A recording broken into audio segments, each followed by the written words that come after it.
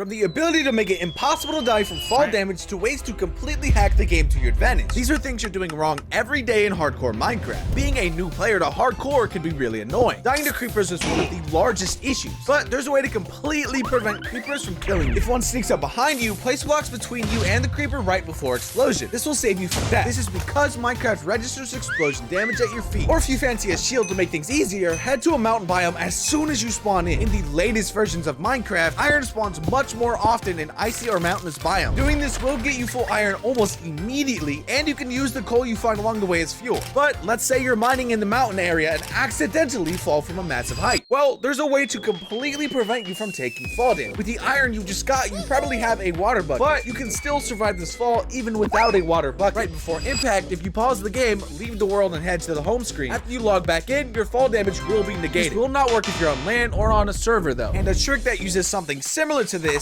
is this extremely simple duping trick. By placing all the items you want to dupe into a chest and leaving the chest UI open Task Manager and force close Minecraft. Once you reboot, rejoin your world, and Minecraft will have refunded your items. But if you look in the chest, they will also be there. Minecraft thinks you put the items in the chest because it didn't recognize the setting correct. And I heavily recommend this trick for people new to hardcore. Turn on show subtitles. This will visually display any sound being made in the bottom right corner of your screen. This will let you hear things that you can't normally hear in the game, including creepers and even lava. Another accessibility setting that you can turn on is your advanced tooltip. This will tell you a lot of extra information. The easiest way to turn on advanced tooltips in Minecraft is to press F3 plus H at the same time. This will set you apart from other people, so I do recommend this. And if you happen to be in the deep dark and you accidentally set off a warden, you'll find out just how annoying the darkness pulsing can be. Well, fun fact, using Optifine, you can turn the darkness pulsing off. You will still get the effect, but it will be a lot weaker than it normally is. This will make traversing the ancient ruins so much easier. And if you're a scaredy cat or just want to play smart, then make sure you bring some wool with you to the deep dark. Placing wool will soak up sound and help prevent the shriekers from activating. This is actually why there are random bouts of carpet in the deep dark. The more you know. When mining up, place a torch below you so gravel or sand falls and breaks. This way you don't take suffocation damage. Or if you end up heading to the nether, get yourself a bucket and prepare. As you know, you can't use water in the nether, but you can actually use powdered snow. So head to a snow biome, get some, and test it out. This will work like water in a bucket, and just between you and me, this makes you a pro. However, one of the most underrated things to use in the nether is lava. I mean, there is so much of it already that we basically take it for granted. But getting a bucket of lava will actually make fighting the Hogguns so much easier, since they tend to chase you in groups and have the same pathfinding AI. You can use lava to deal additional damage and prevent them from killing you. Just be careful. If you're looking to find a village and stumble across a desert well, take a look inside. If you follow the direction the water is pointing in a straight line, you'll eventually find a village. This makes finding villages way easier. And when you find the village, you'll probably need to transport them. So make sure you get the bell in the center to help guide all of the villagers a lot